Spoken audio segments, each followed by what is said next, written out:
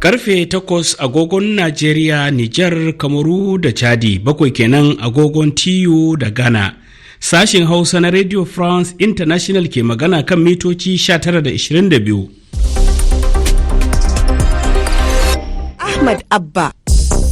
Masu sauraro Assalamu alaikum, barkanmu da saduwa da ku cikin shirinmu na hantsi ga wasu daga cikin kanan labaran da za a ji.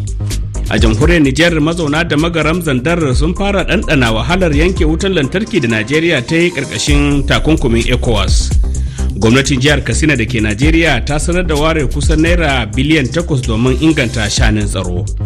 Ministan harkokin wajen Iran na ziyarar farko a ƙasar Saudiya da ba sa ga maciji da juna tun bayan dawo da hulɗar diflomasiyya. To ga labaran bi da bi. A jamhuriyar Nijar, mazauna jihar da magaram Zandar sun fara ɗanɗana wahalar yankewar wutan lantarki da gwamnatin Najeriya ta yi ƙarƙashin jerin takunkumi da ƙungiyar ECOWAS ta sanya wa ƙasar sanadiyar juyin mulki da sojoji suka yi. Da farko dai jama'a sun yi zaton cewa matakin na Najeriya ba zai yi tasiri ga mazauna yankin ba, amma ga alama rashin wutar ya sa abubuwa da dama sun tsaya cik. Wakilinmu na da magaram Ibrahim Malam Cillo ya haɗa mana rahoto a kai.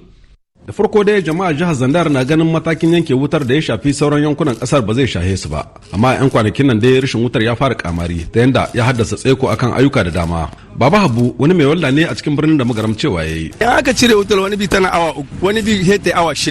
Kawai sai dai a zauna. Ita da mun ba ita bace kalelum. Kawai mu da abin da za mu yi addu'a cikin wannan al'amari, Allah hudda mu kuma Allah sana al'amari Allah ta kaita shi. Ko su masu ajiye kaya a cikin gurin sanyi irin su nama, kayan miya da dai sauransu suna fama da wannan matsala, wadda suka ce ta sa an takaita yankan dabbobi ma a hali yanzu dan kar da naman ya lalace, kamar yadda Alhaji Fura'i mai firigo a cikin kasuwar Dole ke cewa. Wani bi suna yankiya da sahe amma wajen magariba suna mai dawa, amma shekaran jiya da aka yanke ta da saba mai dawa wajen 10 na dare suka same. Kayayyakin ku akwai masu ɓaci? Akwai masu lalacewa. Yanzu rashin wuta wannan ba ko shi ba ake yanka naman da yawa, saboda kakka yanka kenan ana matsalar wuta ka sida baka gan kasa lalacewa zai. Shi sa aka dan samu karamcin yankan yanzu a kwanan nan biyu. Dukkan da yake ba kwata-kwata ba ake rasa wuta, domin dai ana zartar da tsarin nan ne na shan ruwan taguwar Annabi Salihu, idan an ba nan a ba can. Sai dai masu aiki da wutar suna ji a jikinsu, kamar yadda Abdul Mai Tahuna ke cewa. Matsalar ta kawai da kowane lokaci in ka zo da babu ita.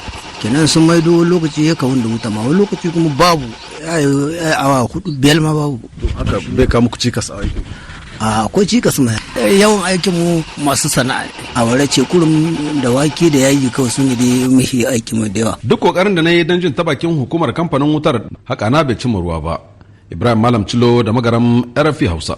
To Amurka ta tabbatar da shirin tura Kathleen Fitzgibbon a matsayin sabuwar jakadiyar kasar a Nijar, wadda majalisar dattawa ta amince da nadinta a ranar 27 ga watan Yuli, kwana guda gabanin juyin mulki da sojoji suka yi a Nijar, ko da yake bata bayyana lokaci da za a yi tattaki, wato za ta yi tattaki zuwa Yamai ba. A cewar ma'aikatar harkokin wajen Amurka, Fitzgibbon ta kasance mataimakiyar babban jami'in ofishin jakarancin Amurka a Abuja, Najeriya.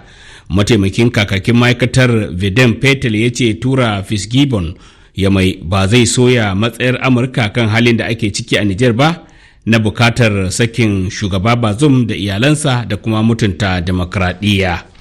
Bayan jinyewarsu daga sansani da ke Ogosugu da Ber, dakarun wanzar da zaman lafiya a Mali na Majalisar